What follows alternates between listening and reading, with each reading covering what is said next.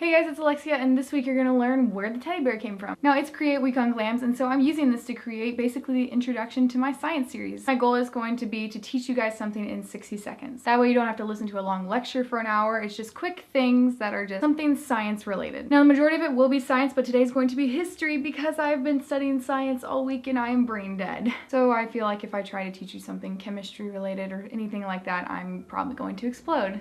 So I hope you guys enjoying this, and if you do, make sure you subscribe to my main channel because y'all are the first people that I'm telling about my whole science series. So you're the first people that get to know about this. So where did the teddy bear come from? Back in 1902, the president was Theodore Roosevelt, and he loved to hunt. The governor at the time, Andrew H. Longino, invited him to come hunt since everybody knew that the president was an avid hunter. Now, after 3 days, other members of the party had found bears, but Roosevelt himself had not found any. So what now? I mean, you can't just go on a hunting trip and leave with nothing. That's kind of a failure, and especially since you're the president.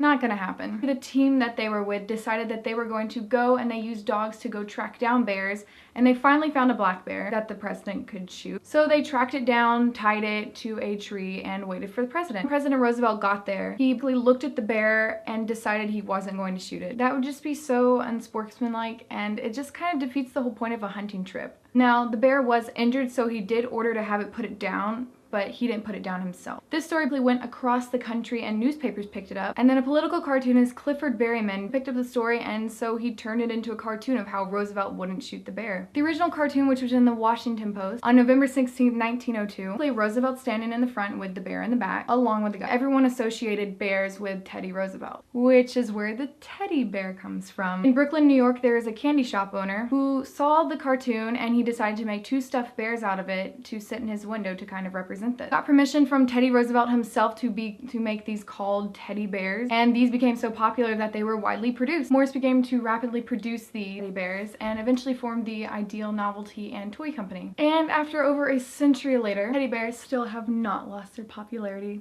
If you enjoyed this and learned something, make sure you give it a thumbs up. Don't forget to subscribe to this channel, and if you want to see more sciencey things, go subscribe to my main channel. I'm going to be starting to do those every Sunday, and it's going to be Science Sunday. And I'll see you guys next week. Bye!